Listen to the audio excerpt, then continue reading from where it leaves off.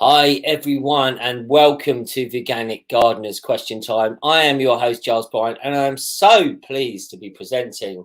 We've got some 24 karat advice with some very challenging and diverse questions today for our wonderful panel of international experts. And it's wonderful to be here representing the Vegan Organic Network. Check out veganorganic.net for the amazing work that they do. Well, without further ado, shall we introduce our wonderful experts today, our panel, as I mentioned, joining us from across the world, brought together by this wondrous technology to answer the questions from a veganic point of view.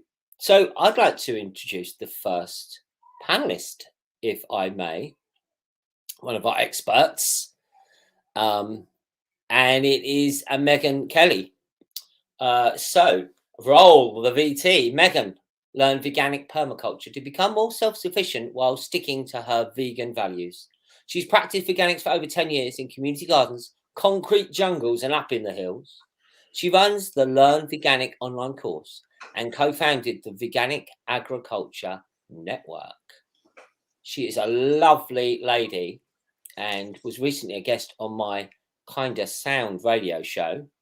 Meghan, how are you? I'm fine, Giles. How are you today? Yeah, really pumped, really pumped. And after our chat the other day, I've been putting aside some money in my piggy bank, saving my pennies for your amazing Learn Veganic course. Just tell us a little bit about it. Sure. So it's a 7-week course that starts on February 9th. And basically, we take people step by step through how to create a veganic garden. And we show people a lot of different ways that they can make veganic gardens because there's so many different techniques that have been developed. Just like vegan food, there's so many ways you can cook, but with veganic gardening, there's so many ways you can do veganic gardening. So we really want to show people a variety of techniques so people can choose the techniques that fit the best with their climate and with the resources that they have. And I know there's going to be a few questions about these kind of thing people have sent in. Just one thing, Meghan, what's the weather like where you are? Oh, it's about minus 25 today. Minus 25. Yeah, at that point, it doesn't matter whether we're talking about Celsius or Fahrenheit. It's all pretty much the same thing once you get that low. Yeah, absolutely. Well, I'm going to put on a sweater. We have the introduction of our next panelist now. Please run the VT. Jimmy Videle. I have been told that this is Italian heritage. Jimmy, what a guy. He's been growing his own food for 25 years and a professional organic farming for 18, veganic since 2014. In addition to the 2 farms he co-owns in Arizona and Quebec, he has had the fortunate opportunity to consult, advise and volunteer on 11 other farms all around the place. So many places. I like this, the OM film with the Cowspiracy and What the Health docufilms.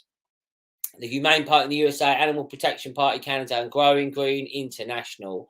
He's an amazing guy, really positive guy with super amount of knowledge. Jimmy, wonderful to have you as part of Veganic Gardeners Question Time. How are you doing? I'm doing great, Giles. Thank you for having me, and thank you for Vaughn for setting this whole thing up. This is fantastic. It is, Jimmy, isn't it? Because I think one of the things is now a lot of people are realizing that there are solutions out there. Like the vegan organic is a great solution, but people don't necessarily know how to do it, how to go about the process of it all, and how we can communicate the message. So obviously, this is something that that we're doing here, the Von Gardeners Question Time. But I know you're really going to be kicking off with your Veganic Growers Hour. Can you tell people a little bit about that? Yeah, so the Veganic Growers Hour is starting next Thursday, February 3rd, starting at 7 o'clock p.m. Eastern Time. And what I'm going to try and do, it's pretty ambitious, over 20 weeks. So it's actually a 40-week part, but over 20 weeks, we're going to try and follow the growing season for everyone. So this is going to be specifically for people from North America, from the US and Canada, because that's where my primary knowledge is. But We're going to talk about everything from seed starting to maintenance, to insect management, to diseases, to maintenance, harvesting, post-harvest handling, long-term preservation. It's, I hope, going to be quite a show. Wonderful, Jimmy. And we're going to put links for all of these things that you and Meghan and everyone's involved. We're going to put those in the description if people want to follow that. But well, I look forward to getting into some of these questions, Jimmy. But first of all, it's time to introduce our final expert panelist, and this is Jonathan Barker. So, John has been a vegan for 22 years, and he's managed the incredible Maypole Forest Garden, a pioneering UK agroforestry project. They've planted thousands of fruit trees on this 6-acre smallholding, bringing about abundance of fruit, vegetables, and nuts. John's also got expertise in managing various projects, environmental projects, and he wants to bring about community engagement with sustainable food production. Jon Barker, welcome. How are you? Hello, everybody. Yeah, very well, thank you. Yeah, lovely to be coming towards the end of January, coming towards spring, seeing many of the first signs of spring out there, like the catkins and the aconites and snowdrops and so on. It's a beautiful time of year. Yeah, absolutely. So you're based in the UK, unlike our North American, our Canadian friends, John. So representing the UK, and you've been up the forest garden today, and you saw some signs of spring. How did it make you feel? Oh, it just makes you feel, great. You just know we're coming. The days are getting lighter now. You really notice it in the afternoon, especially in Britain and Europe and the Northern Hemisphere. It's just lovely to see. I had foxes. I was working up the land the other day and had foxes. They're starting to mate now at this time of year in Britain, and there are several were near me when I was working up there, and it's just great. Yeah, I just love it. Wonderful. Well, I look forward to your advice, John. You're an award-winning organic grower and a pioneering a person in the UK for forest gardens. So we've got some amazing experts today. I tell you what, let's get into the questions. We've had more questions than ever. People have been requesting to veganorganic.net. So panelists, are you ready? Okay. So we're going to start our first question. I think we might be having that up on the screen. But yeah, here we go. It's Dave. Thanks, Dave from Norwich. I've raked up huge piles of leaves from my lawn. What's the best thing to do with them to improve the soil in my veg beds? Well, thanks, Dave. So over to you, panel. Who wants to go at this? Okay, Meghan. Sure. So yeah, we use a lot of leaves in our gardens here. If you have space to make a pile for leaf mold, that's an option. So basically that involves putting about 1 meter cube of leaves together and just letting it sit for a couple of years, or it could even just be a year, until it breaks down and looks like dirt. So that's something that you could add to your veg beds after, or that you could use to make potting soil for your seedlings. So that's a possibility. Another possibility is you can put it straight onto your garden as a mulch. And basically it'll help retain water. It's going to feed the microorganisms in the soil.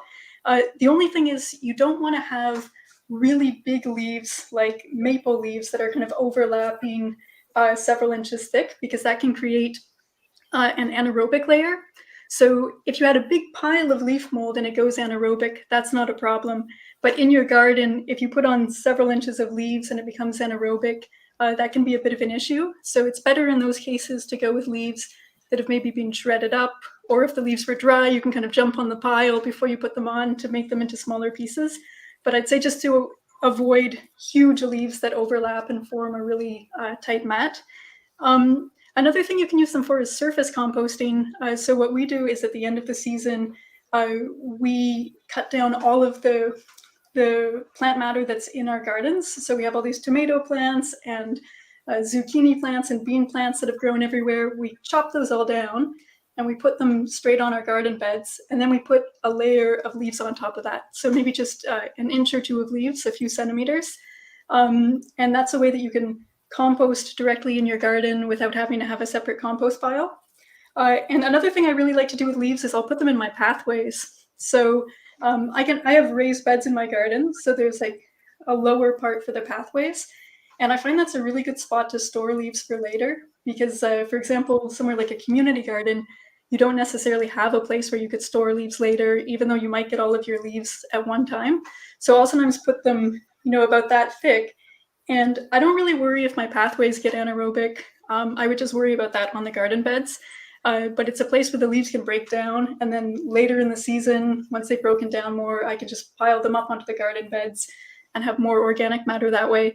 But it also means that I don't have any weeds in my pathways. And my pathways are actually really fun to walk on because they're kind of squishy like the forest. And they don't get like wet or muddy or anything. So anyway, those are the ways I use leaves in my garden. Well, I tell you what, that was quite comprehensive. I don't know, Jimmy or John, anything to add quickly on that one? I think you covered it all for us all there, Meghan. And we, like I say, we've got so many questions, and I really want to get into some of them. So here we go. This is Rafe. We're going to call him Rafe. What are the easiest crops to be self-sufficient in? I have a half-acre garden in Suffolk, so near to me, and he wants to grow as much as possible for 2 people who are vegan. Well done for being vegan, Rafe. So here we go. What are the best crops to be self-sufficient in? Who wants a bash at this one? Okay, shall I go with that one then? Yeah, John. Yep.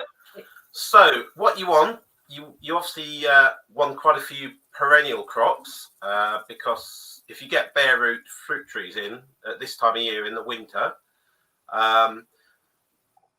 prepare the soil well, maybe use mycorrhizal fungi to help the roots establish, get a nice loose soil around the root ball, obviously twice as large as the roots you want the hole to be, and then heal that in, heal the trees in, get some good mulch on the top of that, and obviously protect them if they need protecting from rabbits or deer, depending where you live. So fruit trees are great, fruit and nut trees, get them going. If you've got a smaller space, use semi-dwarfing fruit trees. If you've got more room, use obviously the main rootstock, a standard rootstock, if they can take up more space. The other crops, perennial veg, like Jerusalem artichokes are great because they just spread, look after themselves. Also raspberry canes, get a few raspberry canes and then just let them spread over the years. And they multiply, which is fantastic. You just need to mulch them well every winter. Other easy crops, under planting of those areas, onions, garlic, that's very simple. Potatoes are very simple. Just make sure you earth them up well so they don't get exposed to sunlight and go green. And salad crops, very easy. And herbs, just grow them in pots anywhere. So that's what I'd suggest. Do some of the easy crops first of all, and just experiment and learn. Wonderful. Thank you, John. That's a great thing. Now, Jimmy, I know you've got experience working at farms and growing all over the world. So for Rafe here, he's got half an acre. I mean, lucky him. What would you suggest the best for self-sufficiency? Yeah, like John said, I would plant as many perennials as grow in your region. That's great. Potatoes is huge. So when you're looking at trying to be self-sustainable on a half an acre, you want to really look at like your calories and trying to fill all your nutrient requirements. So if you're looking at things like your starches, like I don't know how corn grows in Suffolk, but wherever I've been in the world, corn crops grow pretty well, either for flour or being sweet corn. It takes up a little bit of space, but it is a fantastic crop for your calories. Also, potatoes is mentioned, but then look at your protein crops like dry beans, green beans, peas of all kinds, whether English shelling peas or snap peas or snow peas. Those are also awesome because they come in quite early.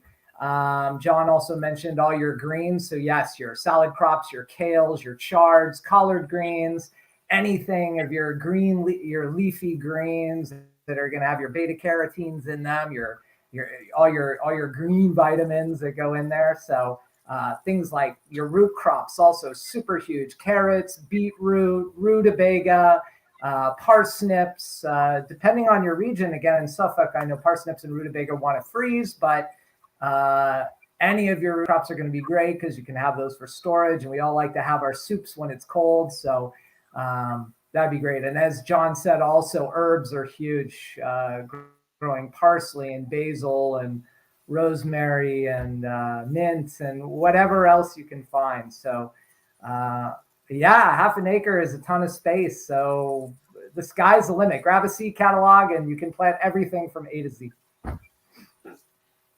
Wonderful. Just very quickly, Meghan, because I know this, I mean, half an acre, you know, we're talking about quite a nice sized garden. I mean, just briefly, what would be some of your top little tips? You're going to say to Rafe, definitely plant these, Rafey. Yeah, well, I think that squash is another one to think about for self-sufficiency because, you know, when we think about what can we have on our plate that's really going to fill us up, you know, potatoes were already mentioned as a great one that's easy, that we're familiar with cooking, that, you know, you can take straight out of the ground and put into the pot. And squash is another one where it's actually, you know, pretty dense in terms of calories and can really form the base of a main meal. Brilliant, absolutely. Just one of the things I want to briefly mention, there's a book by Dave Darlington about this veganic principles. It's very old school information, but he looks at things scientifically, right? And when we talk about places like Scotland, where they're got sheep farming, and he says if you had 100 acres of sheep farm, just on 1 acre, if you planted potatoes, you'd get the same nutrients and calories than those 100 acres for the sheep. So yes, we do believe vegan organic can save the planet. We've got more questions, genuine questions from our the people that have been sending them in. And here we go, Tony McQueen. He's got a problem. Tony, we got the people to help you. Calm down, my friend. Please tell me if you have knowledge of removing whitefly from a polytunnel. I grow tomatoes and French beans. It's been getting worse over the last 5 years. And it's now crippling. I mean, Tony's being crippled, and this is one of the things, isn't it? You know, veganic. Well, when we have problems, oh, there he is. I think thank you. Sent a picture in of his polytunnel there. Thank you, Tony. Oh my God, looks crippled. Before and after. But so, what can we do, panelists? How can we help this whitefly? Anyone want to give? Oh, Jimmy, please. So, Okay. So whiteflies are endemic, unfortunately, to zone 7 and above, meaning that they are going to survive the winter. Here in northern Canada, we don't have a problem with whiteflies surviving the winter. They evolve in or migrate in, so we don't have this problem. But for you, Tony, I've been thinking about your question a lot, and I've done some research, and here's what I found. So whiteflies really love hot and humid, warm and humid. And as I looked at your polytunnel, I saw it was closed. So if there was a way that you could open it, let in some fresh air, let in some wind, that's going to help hopefully disperse the whitefly populations. I know it's going to maybe not make your tomatoes and your beans be as warm as they might like, but they probably won't suffer so much from growth, and you would probably have a lot less infestation. They also seem to prefer high fertilization, especially nitrogen fertilization, whether that's animal or chemical. If you're an organic farmer, you're using animal manures, I'm sure, or maybe even hot chicken manure. I would switch that over almost completely to veganic compost, which is not as high in nitrogen, but also, depending on how it's made, will have all other 13, 14 minerals that your plants are going to need. So you're going to not have as much nitrogen, but your plants aren't going to even notice that because all of the other nutrients that are in the soil are going to help make that plant grow well. I would also, again, open it up, or inside your tunnel, I would plant like flower and herb bands that would bring in more insect species that would be predators to the whitefly. Things that do predate on whiteflies are hoverflies, are lacewings, lady beetles, ground beetles. So there's actually quite a plethora of insects that will take care of the whitefly problem. And I would never ever spray anything. Obviously, you don't spray chemicals, but I wouldn't spray any organopesticides either. And that goes for pretty much all insect species. And it's because it's twofold. One, spraying will cause resistance to the insects, resistance to the pesticide that you're using. So the insects will become resistant. It will never kill them all. And more than likely, what it's going to kill is non-target species that are going to act as your helpers to kind of helping with this problem. They may not all predate on the white flies, but they may corral the white flies. They may push them to a location in the garden or in the polytunnel where it doesn't matter. And probably the most important is that if you do spray, when the beneficial insects do show up, they're not going to have anything to eat, so they're going to leave. And this I've noticed all along my journey as an organic farmer. When I used to spray, I would never win that competition, and it's not even worth trying. It's best to kind of try to mitigate it by environmental conditions, because you have a closed system in your polytunnel. Open it up, bring more biodiversity. More biodiversity of flora will bring more biodiversity of fauna and insects. Super. That's absolutely top answer there. I think you've covered that very well. We've got maybe this is a similar question, panel. I don't know. This is from Scott. Any tips for preventing spider mite in polytunnels? Again, these polytunnels, I know they prefer dry conditions, so I do try to maintain some humidity. But crops like French beans, which he obviously loves, our Scott, they don't like humidity. Things can become dry so quickly in midsummer. They certainly can, Scott. So, Powell, any other advice? It's another little critter here. Spider mite. Anyone? Jimmy, ahead, give us some more spider mite advice. Yeah, and then I'll let John, because I think he was ready to talk. The one thing I did research on spider mites, and what we notice here inside the house, when it's dry, they proliferate, but when it gets humid, they don't. And so French beans don't like humidity. But what spider mites also don't like is wind. They really don't like anything windy. So in your polytunnel, if you're able to install a small fan, even if it's a portable fan, to blow some air on your beans won't mind. They'll just sway. It'll actually help the perfect flowers help pollinate themselves. And it might diminish the spider mites. If he already said that he tries to keep it a little humid, well, I would try the wind. It seems like it would work. And again, more plants around your beans that would bring in thrips, which I found out there's a certain predatory thrip that eats spider mites. Cool. Nice one. So, John, do you want to add anything there? I know you've grown a lot in polytunnels over the years. Anything to help generally with the little critters?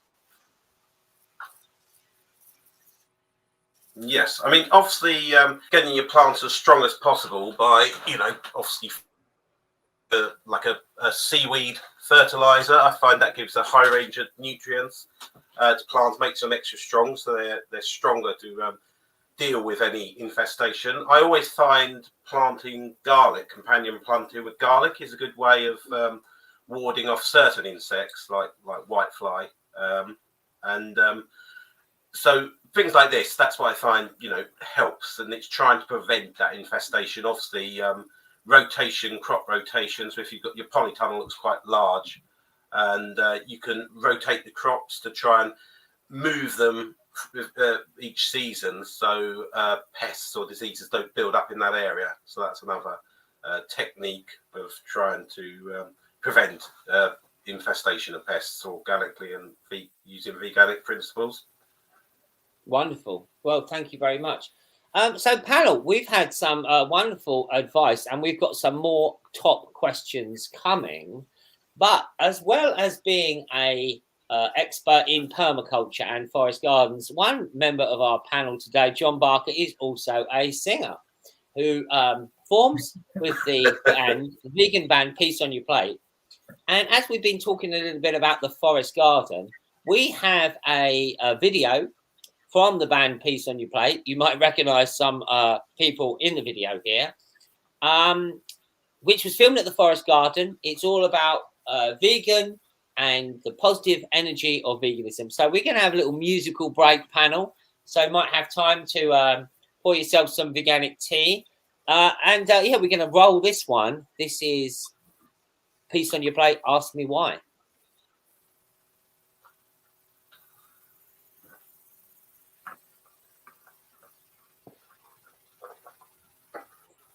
Hopefully it's going to be Peace on Your Plate, Ask Me Why. There's Jon Barker in the Forest Garden here.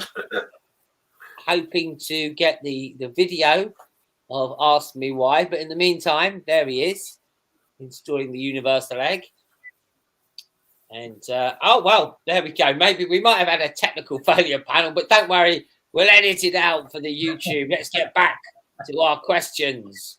And God bless the elves in the back room there, you know, technology.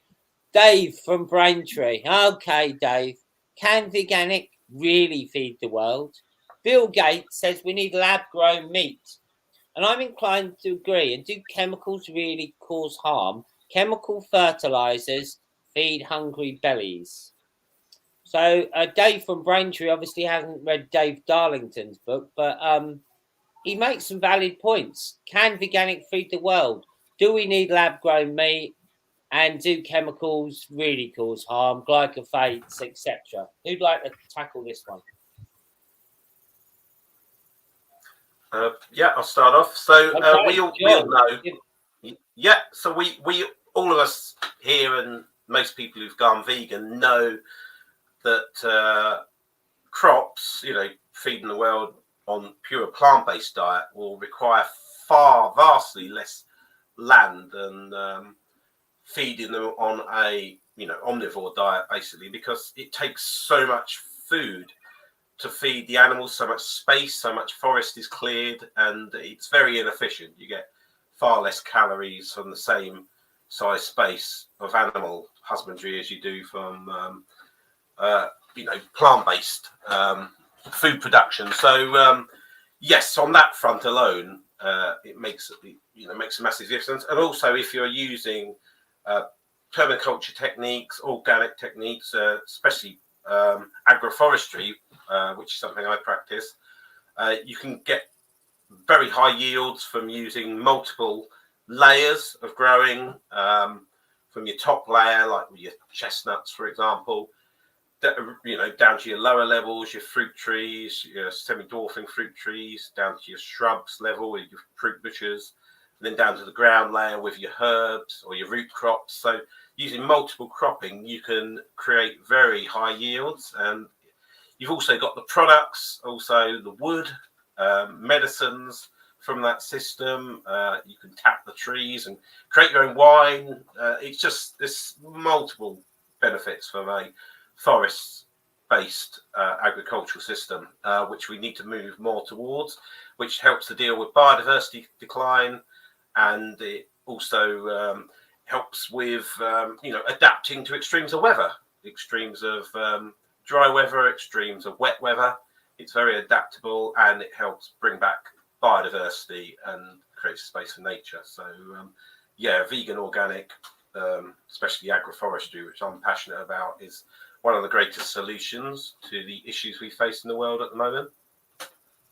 That's brilliant. Okay, so anyone else on the panel? We've got a thing here. Dave's talking about lab-grown meat. Do we need lab-grown meat, and do we need chemicals? Anyone want to weigh? I mean, you know, fertilizers. People are saying, well, this is what's feeding the world.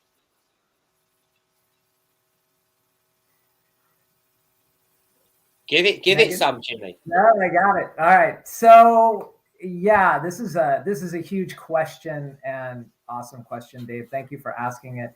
And we could probably talk about this for the rest of the show. Do chemicals cause harm? Let's start with that. Absolutely. Unfortunately, they harm every being in the chain. You can look at it, because we're veganic farmers, of course, or growers, we're going to say this, but I like to sometimes look at it from a scientific angle, and I've researched this before, And you can find hundreds of peer-reviewed journal articles online that talk about how the excessive use of nitrogen fertilizer is causing all sorts of problems to soil contamination, groundwater contamination, surface water contamination.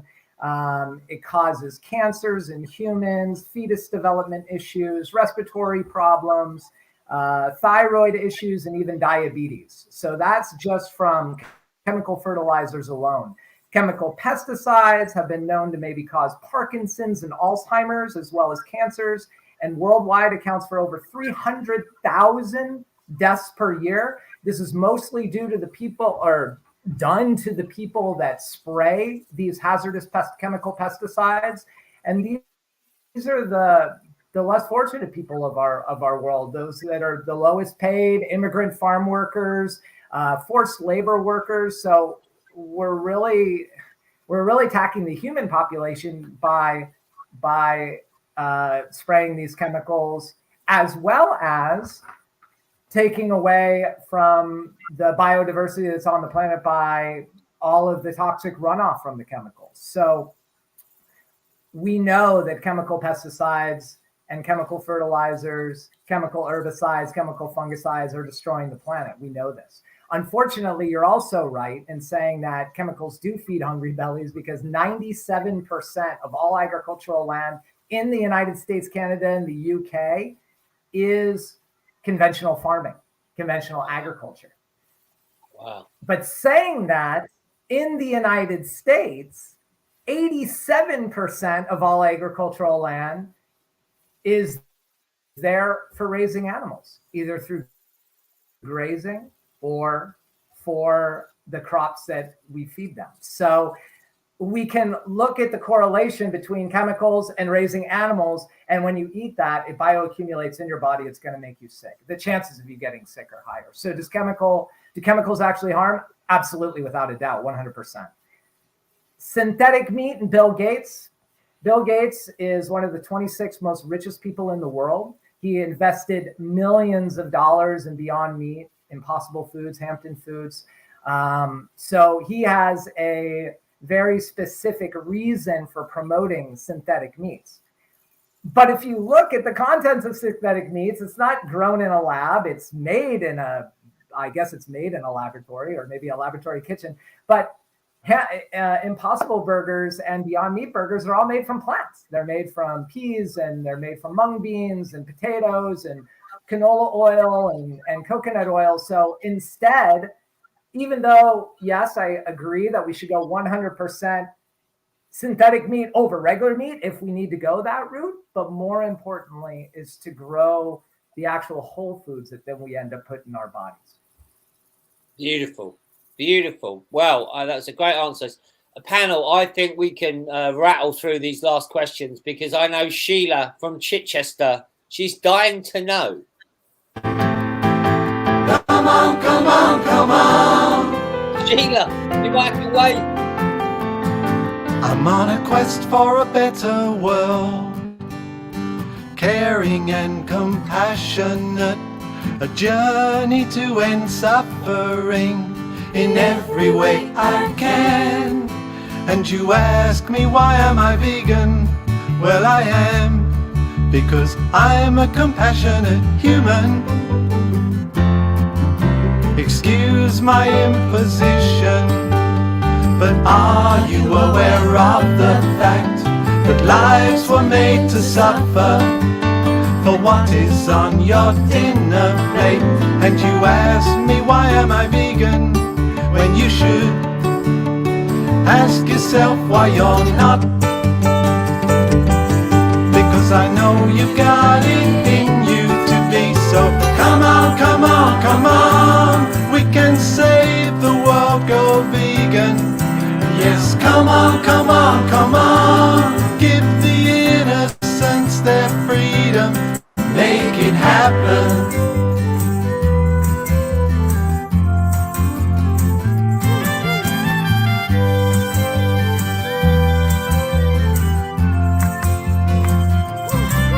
And you ask me why I'm vegan, Well, it's simple. My zone is cruelty free, and I hope you will join with me. So come on, come on, come on, we can save the world, go vegan. Yes, come on, come on, come on, give the innocents their freedom. And come on. Oh, there we go. A little bit of peace on your plate there. Thank you for dropping that one in. That was wonderful. So back to the questions panel. I know we can do this, get through these questions today.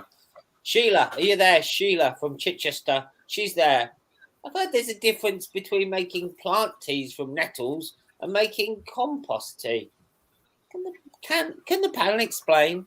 Okay, who can help Sheila out? I'm sure there is a difference, Sheila. Sure. Okay, yeah, so with compost tea, often we would do actively aerated compost tea, which is a process that takes between 1 and 2 days. You can also do it without aeration, but if you aerate it, you're going to get more of the good guys in your compost tea. But basically, the goal of compost tea is to take the microorganisms that are in your compost and just to kind of explode their populations so that you have even more beneficial microorganisms that you can add to your garden or to your farm. So one thing that I'd recommend is, well, I think there's a bit of feedback. That's okay. One thing I'd recommend is having a bucket that kind of has a funnel shape to it. So even like a 2-liter pop bottle is good. And you'd kind of cut off the top of it. And on the bottom, where the end of the funnel, you'd want to put essentially a fish tank aerator. And you're going to have air kind of bubbling into it and swirling around so that your compost tea stays aerated the whole time that you're brewing it. And basically in that 2-liter pop bottle, or it could be a bigger funnel too, you'd put basically a handful of compost, some non-chlorinated water, and then something to feed the microorganisms. Oftentimes people put molasses, and a little bit of molasses can be okay, but molasses actually really encourages bacterial growth, and you don't necessarily want to add a ton of bacteria to your garden because highly bacterial soils actually have a lot more weed pressure because weeds really like growing in bacterial soils. So ideally, we want to promote fungal growth.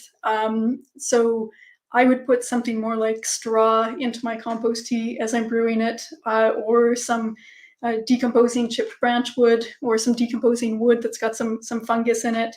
And so basically, it just involves having it at kind of your classic temperature that your garden's going to be at. So ideally, do this outside, and then you basically just have this bubbling brew for about 24 hours or 36 hours, and then you can water your plants with it to basically inoculate your plants with beneficial organisms, or on your garden to inoculate your garden or farm with beneficial microorganisms. Whereas nettle tea is a totally different thing. Nettle tea or other types of plant teas like comfrey tea, basically what you're doing is taking a bucket with no holes in it, putting a whole bunch of nettles in it, as many as you can squeeze in, putting a heavy rock on top of that to hold it all down, then covering it with ideally non-chlorinated water, and then leaving it for a week or 2 weeks or 3 weeks. There's a lot of different recommendations out there. Ideally stirring it once a day, and it'll kind of be bubbling up. And once it stops bubbling, you can water it down. You can basically strain out the nettles. You can put the nettles in the compost bin, but at that point you're going to take the liquid, and a lot of the nutrients that were in the nettles are now in the water. So that it's basically an accelerated decomposition process so that you can get a lot of nitrogen and phosphorus and potassium available in that water that you can give to your plants as a liquid fertility boost. You're on mute, Giles. There we go. I am, thank you. I am unmuted. My voice is clear again. Okay, let's see if we can get through these last few questions, shall we? 5 more minutes. Here we go. Stephanie, are you there? Stephanie from Strumpshaw. She's got a 1 acre plot. She wants to turn into a forest garden. It's currently laid down to grass. She's ready to get to work. She's got a small budget. Now, I know Rafe, he had half an acre. Stephanie from Strumpshaw has 1 acre. We talked about a few of these things. Anyone else got anything? What's the difference? 1 acre, half an acre. What should she put more in? Or anyone quickly, panel? Jonathan? Okay, so with an area that size, what you want to do is you want to get a lot of, with that size of garden. I don't know if you've already got your windbreaks established. If you are putting in windbreaks, you want to put in edible hedging, things like Mirabella plum, bird cherry. Just get your windbreaks established. Sea buckthorn, which we grow, which is very high in antioxidants, vitamin C, and nutrients. You want to get get some ponds in, capture the rainwater, brings in more wildlife as well as rainwater being so much better for feeding your crops. As many perennial crops again, which is the lowest maintenance. If you've got an acre, it depends if you're doing this part time. We started off with our 6 acres, doing it like 1 day a week. Recently, we've been working on it 2 days a week now. So you want things which are low maintenance. A whole range of different perennial crops. Get the potatoes to start breaking up the soil, ready for your other crops like squashes. They take up loads of room. Spread pumpkins, fantastic if you've got lots of space.